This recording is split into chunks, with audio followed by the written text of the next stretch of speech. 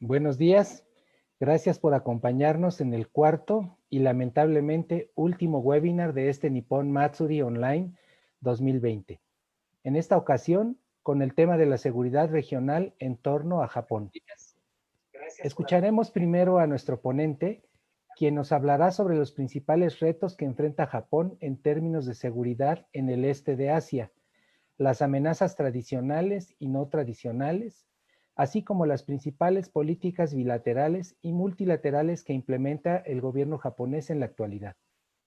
Al terminar la ponencia, tendremos una sesión de preguntas y respuestas. Si desean hacer alguna pregunta o comentario para nuestro ponente, por favor háganlo a través de los comentarios aquí en el Facebook.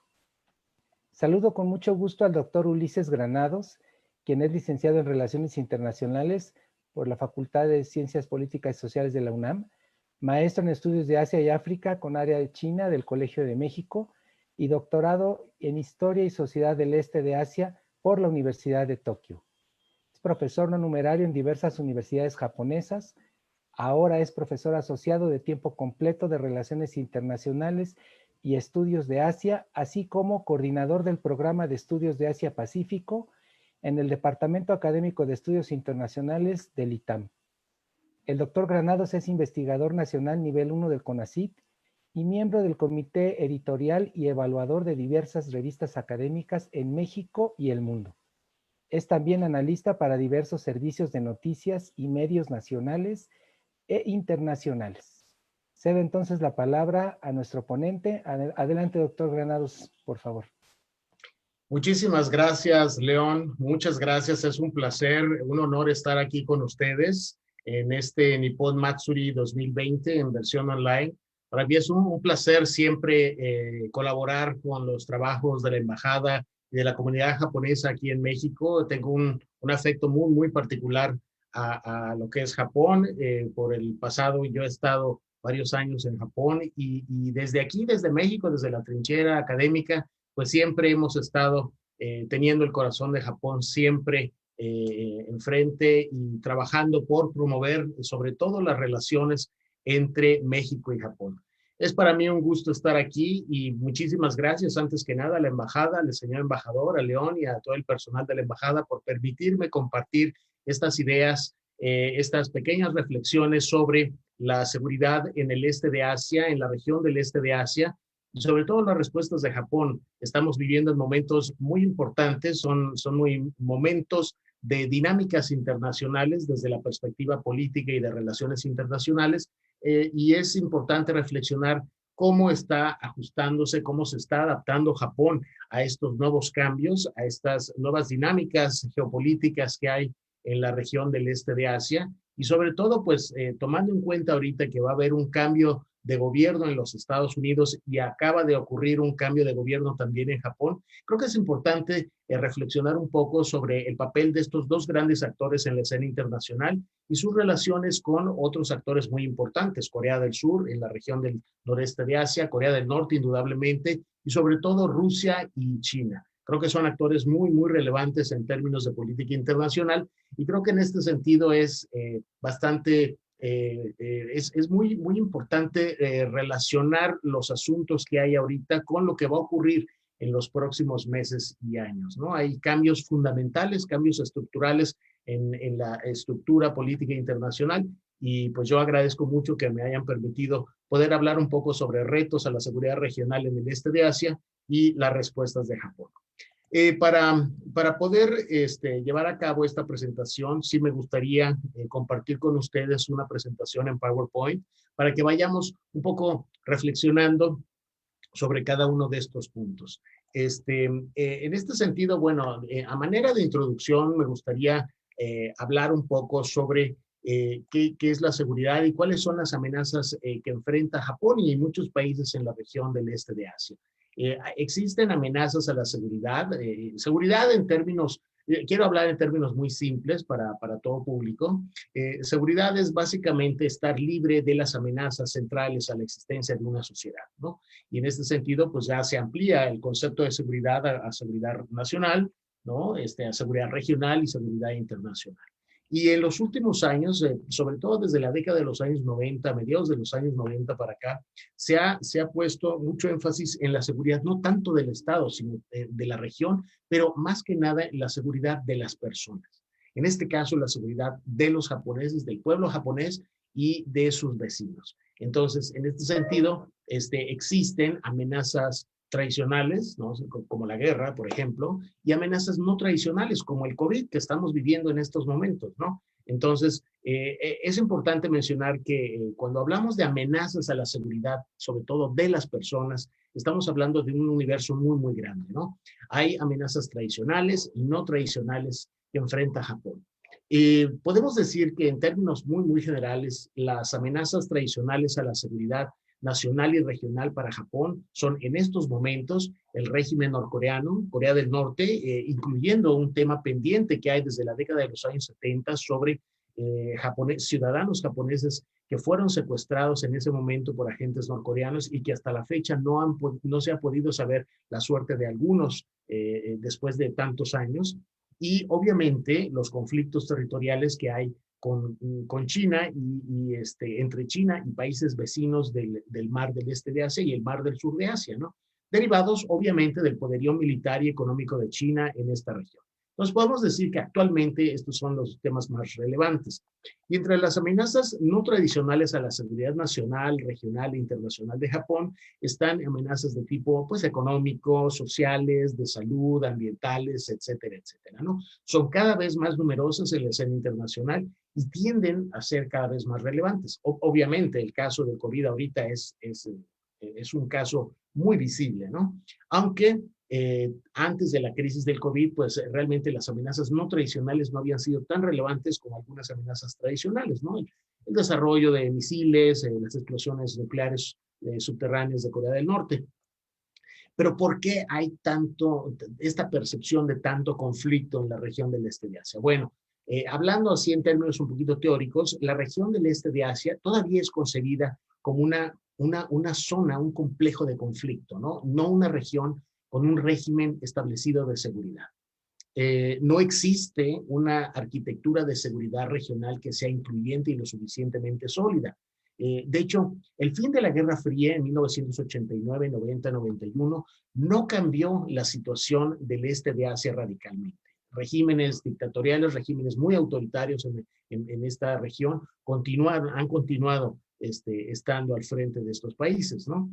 Y bueno, y en este sentido, pues pasamos al siguiente planteamiento de la introducción, que Japón enfrenta un ambiente estratégico actualmente muy particular, ¿no? Debido a que este ambiente estratégico es en algunos aspectos eminentemente hostil, es muy, muy importante para Japón pensar y repensar en su seguridad, ¿no? Déjenme brevemente hablar sobre lo que vamos a hablar en esta presentación. Hablaremos un poquito nada más sobre el marco teórico de seguridad regional, términos de constructivismo y teoría de los complejos de seguridad.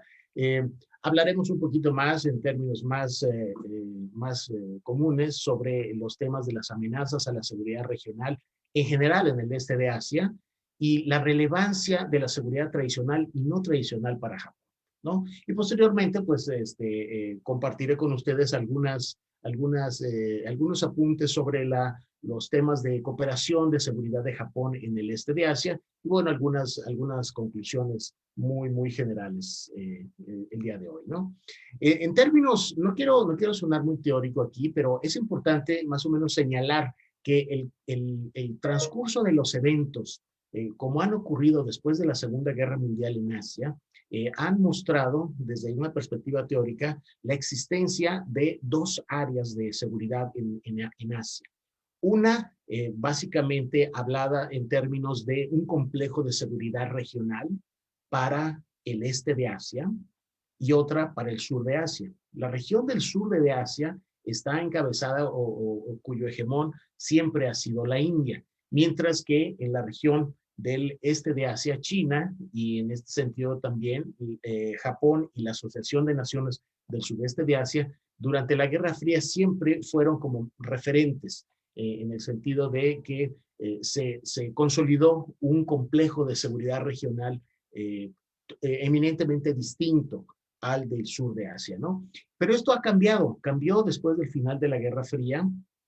eh, el, el, el complejo de seguridad del este de Asia pareciera que se ha alargado hasta básicamente hasta la región de Australia, y el impacto que ha tenido básicamente China para influir en las acciones y en las medidas de seguridad frente al poderío diplomático, económico y militar de China, pues han creado nuevamente un complejo de seguridad, pero más amplio, más sólido del este de Asia, bajando hasta Oceanía, mientras que en la India se ha mantenido todavía esta región del sur de Asia como otro complejo de seguridad. Entonces, lo que hemos visto, si queremos hablar en términos un poco teóricos, es la emergencia y la consolidación después de la Guerra Fría de dos bloques, dos complejos, dos regiones de seguridad del este de Asia. Esto es un asunto importante de mencionar.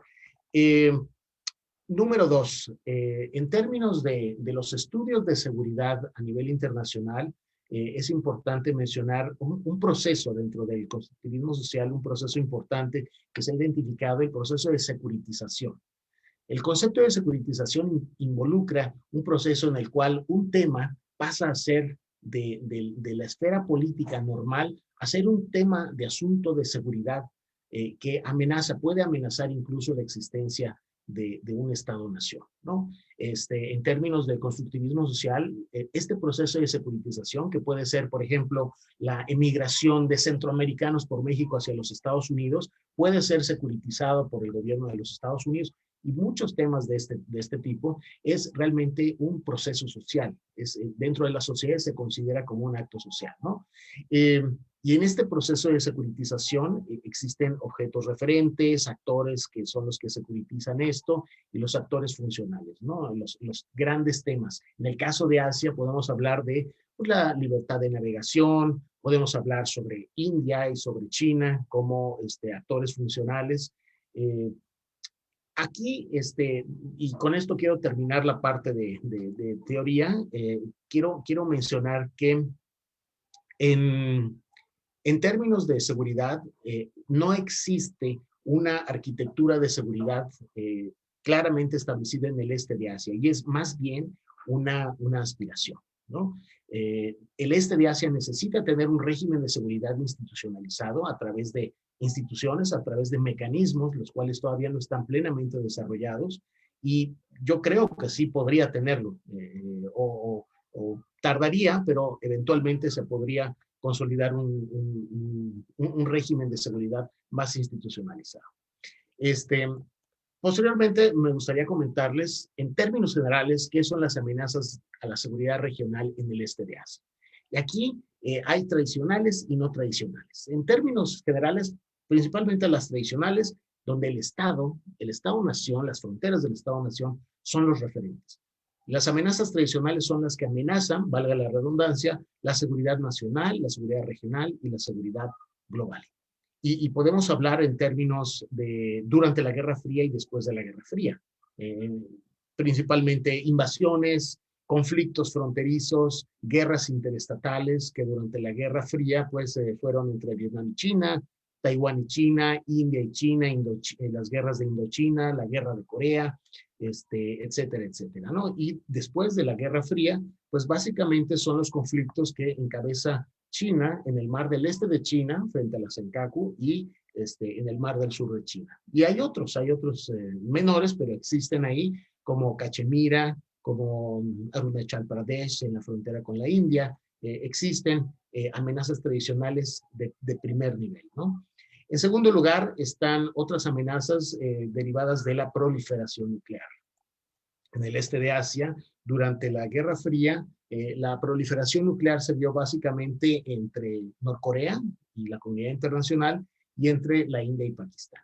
Actualmente, después de la Guerra Fría, Corea del Norte es el elemento más importante en este asunto de amenaza tradicional de proliferación nuclear. Hay otros temas también, como la carrera armamentista. Podemos hablar, durante la Guerra Fría hubo carrera armamentista muy clara entre la India y Pakistán, entre Malasia e Indonesia, entre Pakistán, India contra Pakistán y China. Y después de la Guerra Fría sigue habiendo carrera armamentista, por ejemplo, entre la India, y continúa habiendo entre Pakistán y China. China en el ambiente marítimo, Taiwán contra China, Filipinas y Vietnam contra China, Japón y Corea del Sur contra Corea del Norte, y los estados litorales del Mar del Sur de China, ¿no? Entonces, como podemos ver, existe un desarrollo muy importante de conflictos, de amenazas tradicionales en términos de carrera armamentista y de proliferación nuclear. Y finalmente están las revoluciones y las guerras civiles, ¿no? Que durante la Guerra Fría, pues hubo bastantes, ¿no? Indochina, la confrontación de Indonesia contra Malasia, movimientos insurgentes musulmanes en Filipinas, la insurgencia en Papúa, Camboya, etcétera, ¿no? Y después de la Guerra Fría, pues hubo otros como Timor Oriental, la provincia de Papúa en Indonesia y los grupos rebeldes en Myanmar, ¿no? Entonces, podemos ver que hay bastantes amenazas tradicionales a la seguridad en el este de Asia, en términos generales. Y las amenazas no tradicionales a la seguridad aquí son amenazas donde realmente el ser humano, la población en general, y también el Estado, pero bajo una dimensión regional, son los referentes aquí, son amenazas que también tienen una dimensión nacional, regional y global, ¿no? En el periodo de la posguerra fría es donde más se han visto estas amenazas, y estamos hablando pues de terrorismo, crimen transnacional, ciberterrorismo, epidemias, contaminación, cambio climático. Y bueno, en estos momentos, desde enero para acá, hemos visto el caso de la epidemia del COVID que está haciendo estragos en todo el mundo, ¿no? Y ha afectado también de forma también muy particular al este de Asia, ¿no? Es aquí importante mencionar que para Japón, las amenazas tradicionales y no tradicionales son muy importantes, pero recientemente las amenazas no tradicionales están teniendo una importancia cada vez mayor. Para el gobierno japonés, ¿cuáles son los factores importantes, los factores relevantes en términos de seguridad? Bueno, en primer lugar, podemos decir que está el ambiente internacional, del que hablamos brevemente hace unos minutos, la situación de estabilidad o inestabilidad, el ascenso de China, el aumento de la presencia económica, diplomática, militar de China, la reacción de otros países como la India, las alianzas y las aproximaciones que se están dando entre algunos países como puede ser Vietnam con los Estados Unidos o Filipinas, primero con China y ahora nuevamente pareciera que podría aproximarse a los Estados Unidos. Este ambiente internacional que es muy, muy dinámico, muy cambiante, tiene efectos. Es un factor muy, muy relevante en la política exterior de seguridad para Japón. Y aquí es también, no hay que perder de vista tres elementos. ¿Cuáles son los pilares importantes de la política exterior japonesa? Básicamente encaminados a fortalecer la seguridad.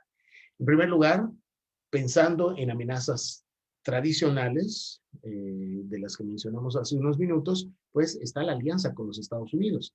La alianza nipo-estadounidense continúa siendo el parteaguas, la pieza más importante, la pieza clave de la seguridad del este y en general, y del noreste de Asia en particular. La alianza con los Estados Unidos. Esta alianza ha cambiado, se ha revitalizado en algunos aspectos, hay asuntos pendientes muy importantes en otros, pero sigue siendo una opción. Es decir, el que no haya una alianza con los Estados Unidos no es una opción para Japón.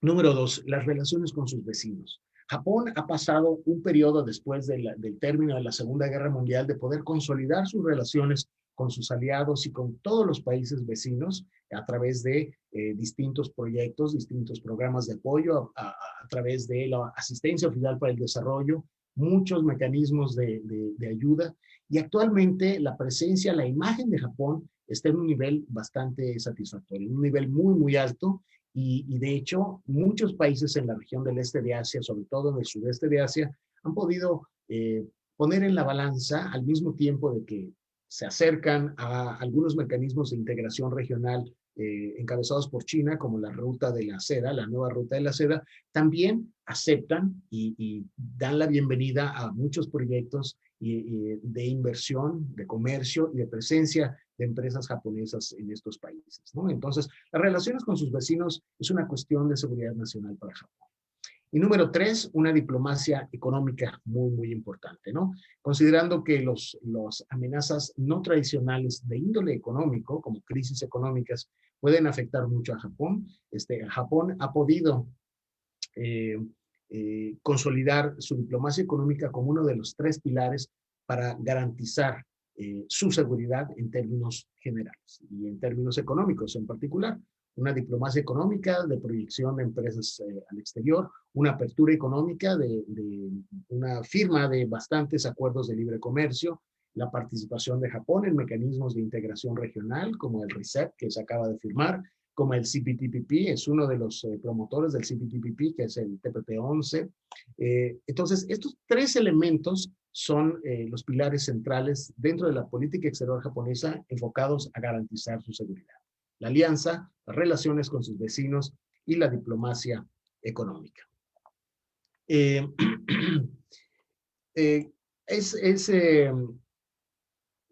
Aquí me gustaría hacer un pequeño paréntesis para mencionar cuál es la relevancia de los asuntos tradicionales y no tradicionales de la seguridad para Japón. Es decir, cuáles son los niveles de importancia. En términos de seguridad nacional, es decir, ¿qué tan importantes son estos niveles, ¿no? El nivel nacional, regional y global. En términos de seguridad nacional, es bastante relevante porque la seguridad nacional garantiza la integridad del territorio, el bienestar de la población, de la economía, el trabajo de las instituciones del Estado dentro de sus propias fronteras, ¿no? Y bueno, les pongo un ejemplo, ¿no? La protección de nacionales de tanto de ataques terroristas como de secuestros por parte de agentes de otros países, la protección del mar, el área territorial, el espacio aéreo y el territorio, de amenazas como misiles o la protección de ataques ciberterroristas contra las instituciones del Estado japonés o del sistema económico en general, son premisas básicas de la seguridad nacional, ¿no? Y en este sentido, a nivel de seguridad nacional, los temas de seguridad tradicionales son muy, muy importantes, pero los temas no tradicionales están adquiriendo una relevancia cada vez mayor, como lo estamos viendo ahorita con la pandemia, ¿no? Es importante, en términos de seguridad nacional, Japón básicamente actúa solo, actúa como Estado soberano e independiente, ¿no? Y aquí pasaríamos al segundo nivel de análisis, ¿no? La seguridad regional. La seguridad regional fomenta la paz, la estabilidad regional, un ambiente de cooperación entre los países, y esto le permite a su vez a Japón proyectar sus intereses en la esfera regional, ¿no? Aquí también los asuntos tradicionales son cruciales, pero también los no tradicionales, al igual que en los casos de seguridad nacional, están adquiriendo una relevancia muy, muy, muy importante. Aquí hay una diferencia muy, muy, muy relevante. A nivel de seguridad regional, Japón ve los temas de seguridad tradicional como muy importantes, ¿no? Pero también los no tradicionales. Y aquí es importante porque Japón tiene que trabajar en coordinación y con la cooperación de los países involucrados en estos temas de seguridad. Es decir, no puede Japón enfrentar amenazas regionales a su seguridad de forma unilateral. Necesita de la cooperación con otros países. Y finalmente, cuando hablamos de la seguridad global, que podría ser una seguridad que no nada más se circunscribe al este de Asia, sino que también es como su nombre lo indica, a nivel global, es de una naturaleza global, son cuestiones que la seguridad global ayuda a preservar la supervivencia de todos los estados. la estabilidad propia del sistema internacional y los valores centrales de las sociedades. Japón es uno de los promotores más importantes de los principios de, el imperio de la ley, de la democracia a nivel internacional. Estos son valores que persigue el Estado japonés y en sus relaciones con otros países, los asuntos de democracia, los asuntos de imperio de la ley, de libertad de navegación en los océanos, de un multilateralismo y relaciones democráticas a nivel comercial y económica con otros países, son pilares importantes, ¿no? Son valores centrales de la sociedad. Y proteger este tipo de valores es natural para Japón, ¿no? Aquí también, al igual que en la seguridad regional y en la seguridad nacional, los asuntos tradicionales y los no tradicionales son muy, muy relevantes para Japón.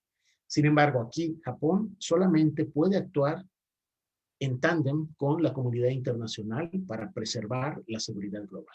Y estamos hablando en algunas cuestiones, por ejemplo, la proliferación nuclear o no proliferación nuclear.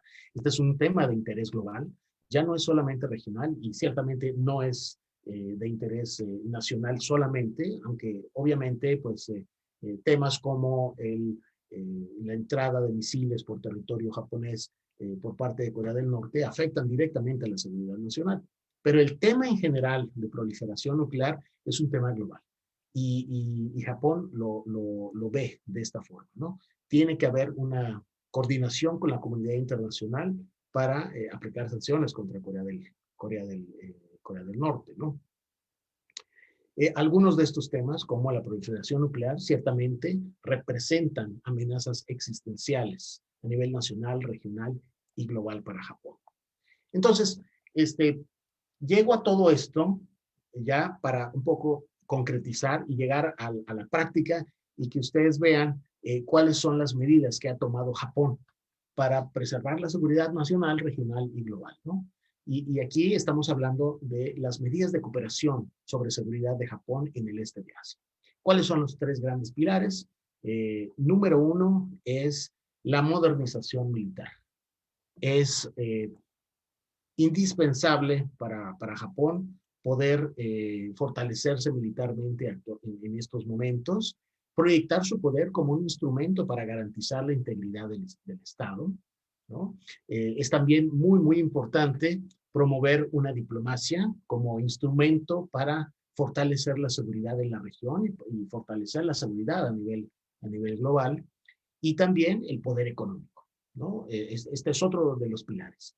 El poder económico, el implementar presencia económica a nivel internacional, es un instrumento para ofrecer seguridad humana, seguridad económica a nivel regional.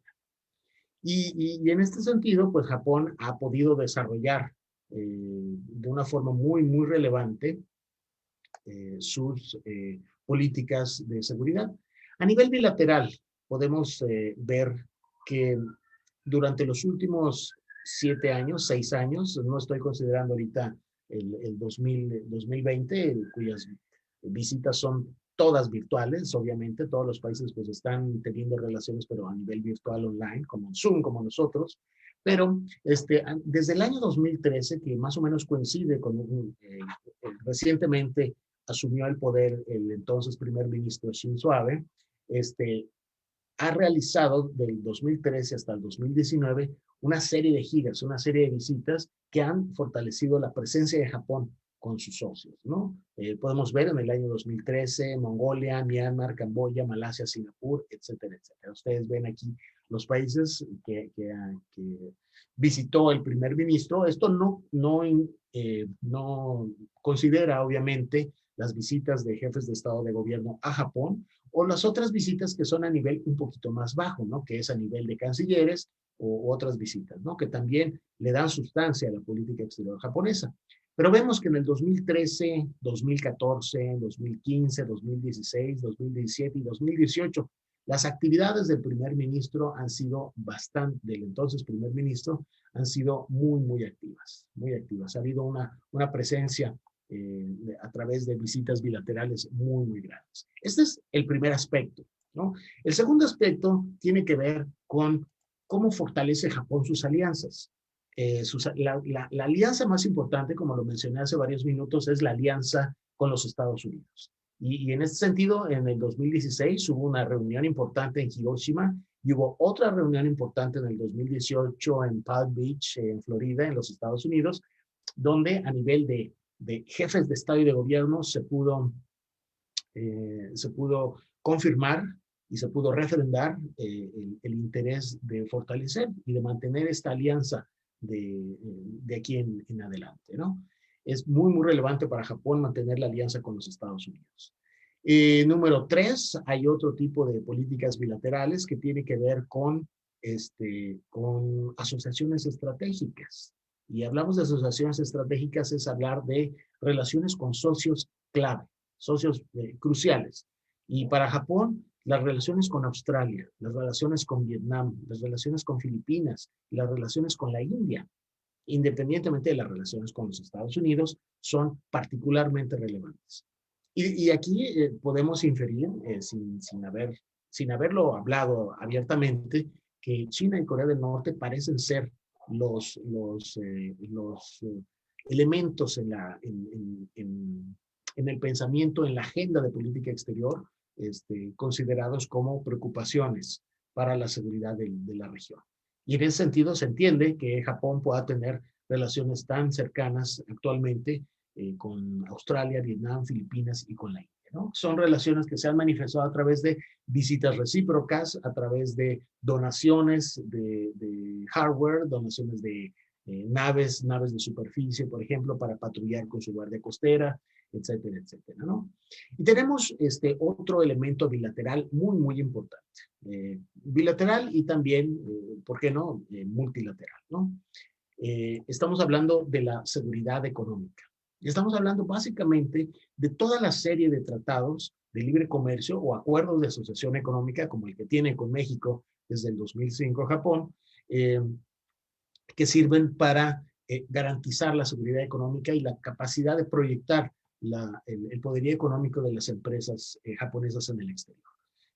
Yo menciono aquí, ustedes pueden ver en su presentación, que más o menos para mediados del 18 había alrededor de 18 acuerdos de libre comercio con unos 21 países, ¿no?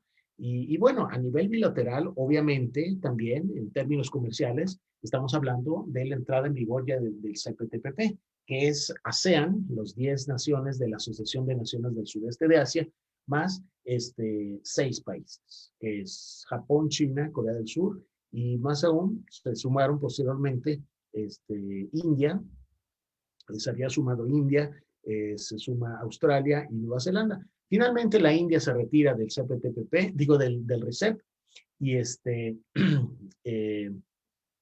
entonces Japón pertenece a estos dos grandes mecanismos multilaterales, el RCEP sin la India y el CPTPP todavía sin los Estados Unidos. Y bueno, en estos dos mecanismos creo que Japón puede tener un papel de liderazgo importante, ¿no? En el CPTPP recientemente se ha mencionado el interés por parte de China de participar en este acuerdo. Habrá que ver si Japón está de acuerdo en estos términos, ¿no? Entonces, tiene políticas bilaterales Japón, como ustedes lo han visto aquí, para garantizar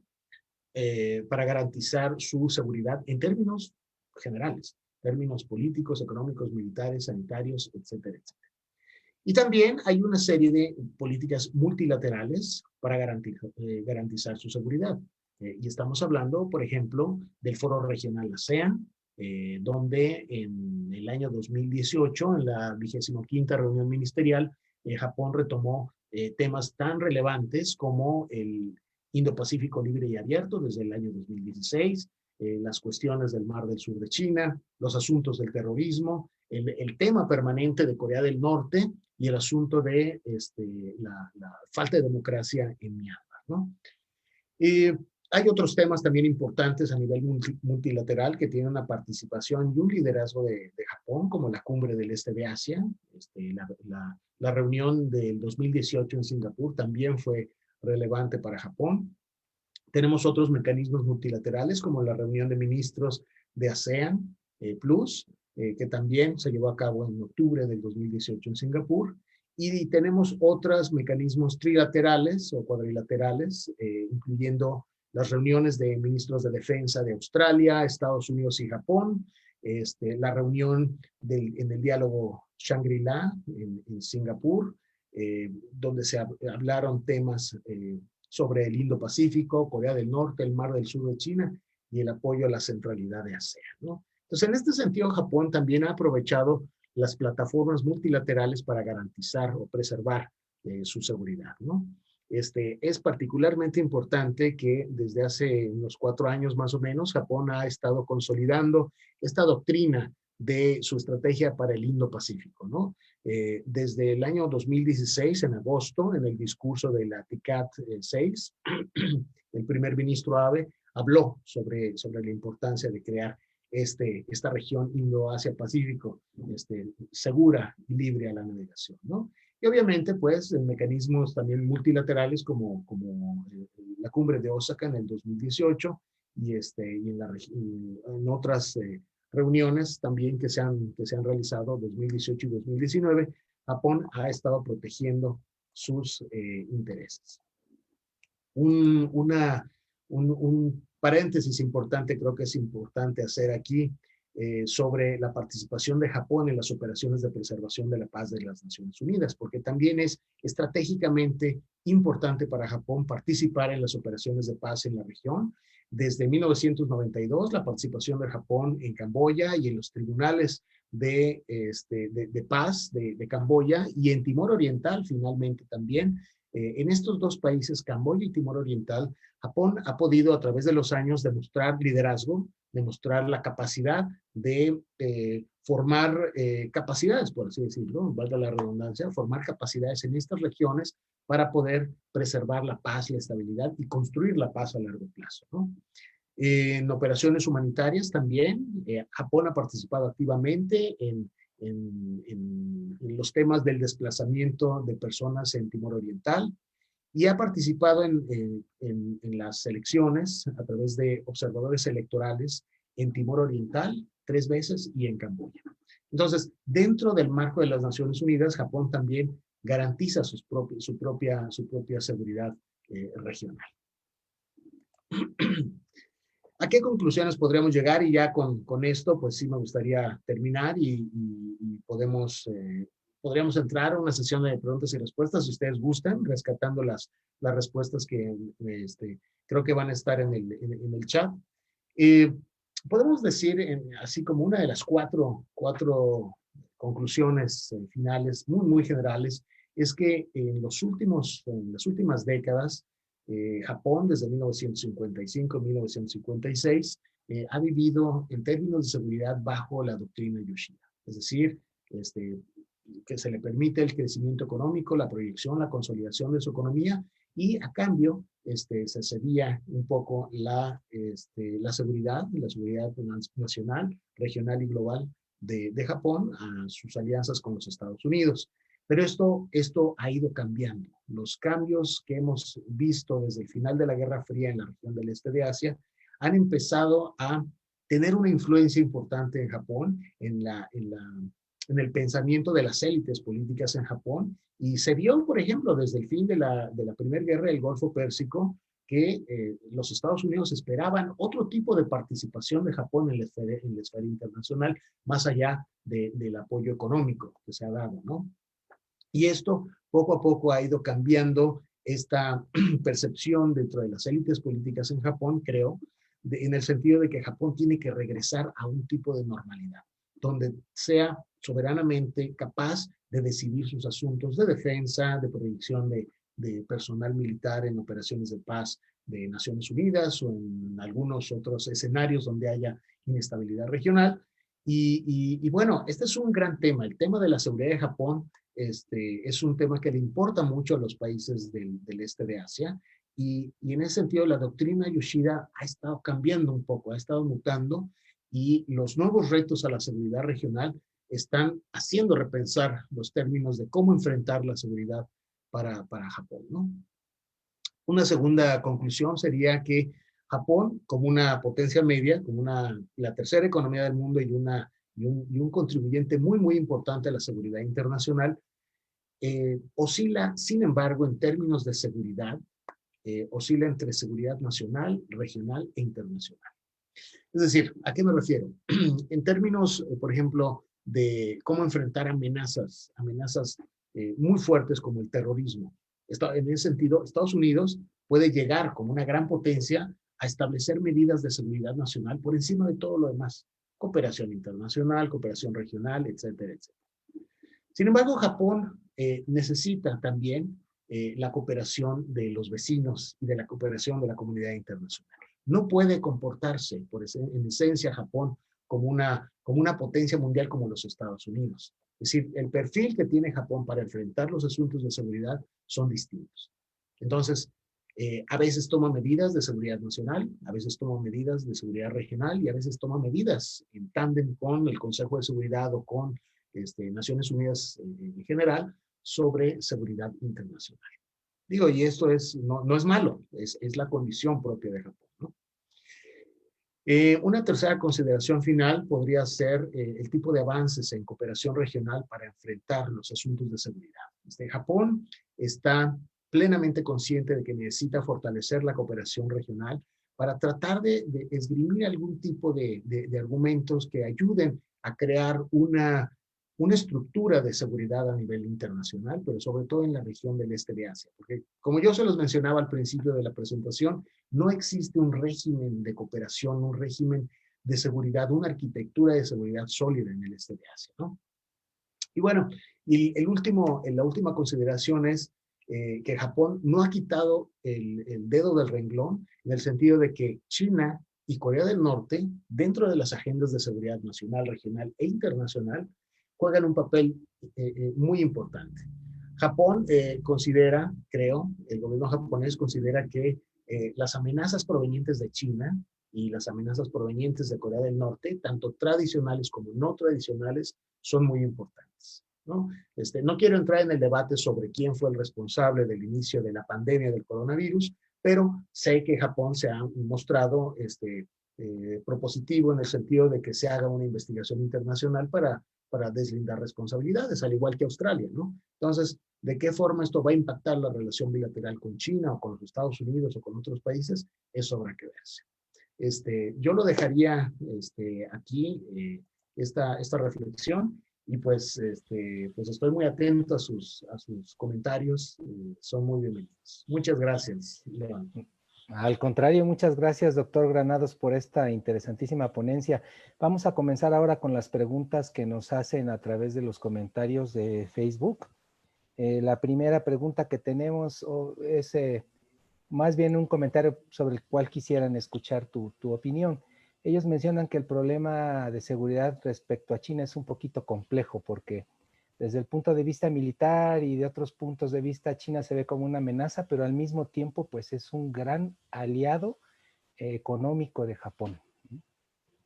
Sí, mira, es cierto, la situación de la relación bilateral entre China y Japón no puede ser vista como algo blanco y negro, no lo es. Y además los aspectos económicos y los aspectos políticos y de seguridad tienen que ser tomados en su justa dimensión. Son aspectos distintos de del grueso de la relación bilateral. Y en términos económicos hay una relación muy intensa de relación económica de integración de las cadenas entre estos dos países. Es importante, y es tan importante que a raíz de la pandemia del COVID, se ha visto que algunas empresas japonesas desean salir de China, reubicarse tanto en Japón o en algunos otros países, ¿no? Esto no podría ser sino como resultado de que hay una gran integración económica, ¿no?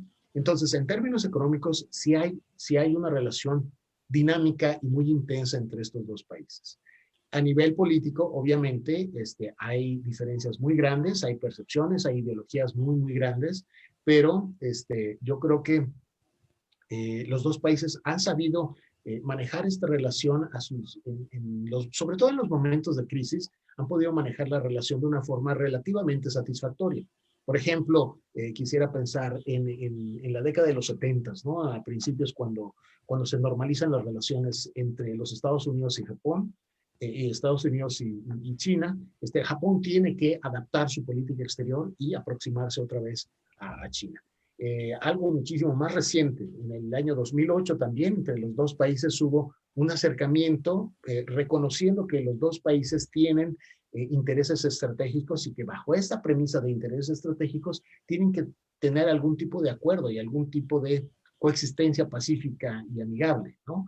Y recientemente con el sismo que causó la presidencia de Donald Trump y sus amenazas de que Japón y que Corea del Sur tuvieran que pagar más por la presencia de las bases militares en estos países, pues yo creo firmemente en que hubo también una reevaluación sobre la relación bilateral entre China y Japón. Y curiosamente, por esa época, hubo un encuentro, un acercamiento entre los dos gobiernos y se firmaron más de 30 acuerdos de entendimiento entre estos países, ¿no? Entonces, eh, todo tiene que estar basado, ha estado basado en el interés nacional, son decisiones racionales de los dos países y sí, hay momentos de subida y de bajada, de crisis en la relación bilateral, pero es parte de la dinámica de ser vecinos, ¿no? Eso lo conocemos muy bien México y Estados Unidos, ¿no? Así es, muchas gracias. Y ligada con esta pregunta, también nos piden preguntarte cuál ha sido la posición de Japón en esa guerra comercial que inició Trump contra China, ¿no? ¿Cuál fue la postura que tomó Japón? Bueno, eh, yo creo que desafortunadamente la crisis comercial entre los Estados Unidos y China ha contaminado gran parte de la relación bilateral global entre Washington y Beijing, pero también ha puesto de manifiesto la necesidad de algunos países de ser muy, muy cautelosos frente a los efectos de esta guerra comercial. Yo no sé si esto va a terminar con el fin de la administración Trump, si es que finalmente el presidente Trump el 14 de diciembre, cuando se reúnan los electores, va a poder conceder oficialmente, ¿no? Y entonces venga un nuevo capítulo y puede haber una distinción en la relación entre China y los Estados Unidos, lo cual creo que no se va a poder dar en este momento. Pero lo que sí creo es que Japón tiene que ser muy, muy cauto, ha sido muy cauto en sus expresiones de apoyo tanto a los Estados Unidos o en sus relaciones comerciales con China, ¿no? Creo que el gobierno japonés ha tenido que proteger, a través de sus ministerios, proteger bien sus intereses económicos en China. Y ahorita, bueno, desafortunadamente se ha creado la tormenta perfecta, ¿no? Crisis entre China y los Estados Unidos y aparte la pandemia, y esto ha creado una crisis muy grave entre las algunas empresas japonesas que están en territorio chino. Y por eso se ha tomado la decisión y ha habido el apoyo por parte de los órganos del Estado japonés de apoyar económicamente la reubicación, si es que así lo quieren, algunas empresas del territorio, ¿no? Entonces, ha sido una actitud de Japón bastante cauta en relación con esta crisis, ¿no? Muchas gracias, Ulises. También había por aquí otra pregunta relacionada con la salida de Trump. Si traerá un fortalecimiento de la cooperación política entre Estados Unidos y Japón, que pues parecía que Trump no estaba tan dispuesto, ¿no? Sí, sí, sí. Pues a mí lo que me sorprende, y esto sí me gustaría mencionarlo, me sorprendió muchísimo la forma en que estos años en los que estuvo el presidente Trump manejando la relación bilateral con Japón, me sorprendió muchísimo la forma tan hábil del entonces primer ministro Shinzo Abe para tratar al presidente de los Estados Unidos. Es decir, no cayó nunca en provocaciones, nunca cayó en declaraciones. El gobierno japonés entendió, quiero pensar que entendió claramente que el presidente Trump presentaba la posibilidad de exigir un desembolso mayor del compromiso japonés de tener a las bases militares de Estados Unidos en territorio japonés, pero ha sido muy cuidadoso Japón y esto me sorprende de una forma muy positiva, la forma en que el primer ministro Abe pudo sobrellevar esta relación con el presidente Donald Trump. Habrá que ver la relación con Joe Biden, pero creo que sin duda esto va a ser muchísimo más cordial. Las relaciones con el Partido Demócrata siempre han sido bastante buenas. Japón ha podido tener reacciones y apoyo por parte de destacados demócratas en los Estados Unidos, como el presidente Bill Clinton, como Jimmy Carter también. Entonces yo creo que no va a haber un problema per se, ¿no? Cosa que no se sabía, y sobre todo va a haber un poquito más de certeza sobre con quién tratar, ¿no? Porque con el presidente Trump dependía de cómo se levantaba en la mañana y publicaba su tweet, no sabían qué iba a pasar con las empresas de Toyota en los Estados Unidos, o no sé, por mencionar algún ejemplo, ¿no? Muchas gracias, Ulises. Y unos alumnos japoneses que tenemos escuchando tu ponencia hacen algunos comentarios sobre el RSP y el TPP. ¿Qué tan fácil sería, pues, recibir otra vez a los Estados Unidos en el TPP? ¿Podrá Biden, en caso de que resulte ganador, reinsertar a Estados Unidos en este tratado? Pues este es el gran if, ¿no? La gran incógnita, porque cuando terminaron las negociaciones, cuando se firma y después cuando Estados Unidos decide retirarse a principios del año 2017, los países que se quedaron en el TPP y que después cambiaron a la negociación del CPTPP, establecieron dejar en la congeladora, por así decirlo, 21 cláusulas dentro del tratado original. Y son cláusulas que están ahí esperando para que eventualmente Estados Unidos, si desea, pudiera regresar y pudieran abordarse nuevamente, ¿no? Aquí la cuestión, creo, es el interés, y creo que es muy importante el interés que mencionó el presidente Xi Jinping de China sobre unirse eventualmente, que China se una al CPTPP. Y esto cambiaría radicalmente las reglas del juego, porque a diferencia del RCEP, el que se acaba de firmar, el CPTPP tiene estándares de cuestiones relacionadas con propiedad intelectual, con derechos de autor, protección de patentes, estándares laborales, etcétera, etcétera. Tiene cuestiones que son de muy alto nivel. O sea, la vara está muy alta, ¿no? Y yo no estoy tan seguro de que China desee entrar simplemente en esos términos, ¿no? No sé, a lo mejor podría expresar algunas excepciones, ¿no? En algunos documentos, cartas paralelas, ¿no? Pero en ese sentido, el problema es, bueno, para Japón, ciertamente le interesaría que los Estados Unidos entraran, ¿no? Porque esto aumentaría el porcentaje del GDP global que está dentro dentro de este gran bloque, ¿no? Pero aquí ya el factor China está entrando, ¿no? Dejar entrar nuevamente a los Estados Unidos y rechazar a China sería como que muy arriesgado, ¿no? Si Estados Unidos, bajo el gobierno demócrata, con Joe Biden, que es del Partido Demócrata, el cual recientemente se ha manifestado un poquito anticomercio, anti-libre comercio, es todavía más fácil pensar que Estados Unidos no se apegaría al CPTPP, y entonces habría que pensar en la posibilidad de que China sí se reintegre y entonces crear un área gigantesca, muchísimo más grande que el RCEP. No sé, pero es complicado, ¿eh? Es complicado porque ya China ya manifestó su interés por unirse a uno de estos. Vaya que sí, muchas gracias, Ulises. ¿Quieres hacer algún comentario final? Ya no tenemos más preguntas.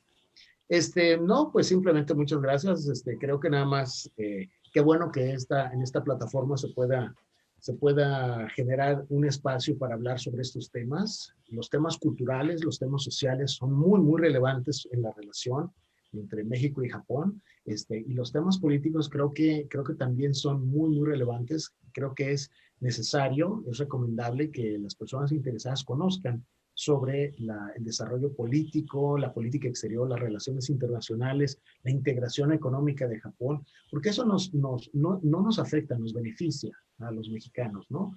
El gobierno mexicano, la administración pasada y ahora de una forma un poquito más modesta, han expresado su interés por abrirse a otras regiones, ¿no? Y entonces creo que Japón, que ha sido un socio muy, muy importante y es un amigo desde hace más de 400 años, creo que hay que darle estos espacios para que la gente lo conozca. Y los jóvenes y las nuevas generaciones conozcan a Japón y finalmente pues los jóvenes que serán los líderes de México del mañana, conozcan y tengan un conocimiento sólido sobre los distintos aspectos de esos otros socios más allá de los Estados Unidos o América Latina, ¿no? Entonces, muchísimas gracias y pues bravo por esta iniciativa. Al contrario, Ulises, muchas gracias a ti por esta destacada participación en nuestro Nippon Matsuri Online 2020. Agradecemos mucho también a quienes participaron en nuestros webinars. Por último, los invitamos a que nos sigan en nuestras redes sociales para que estén enterados de este tipo de actividades y los invitamos también a responder la encuesta que está en la página web de Nippon Matsuri. Muchas gracias a todos. Hasta la próxima.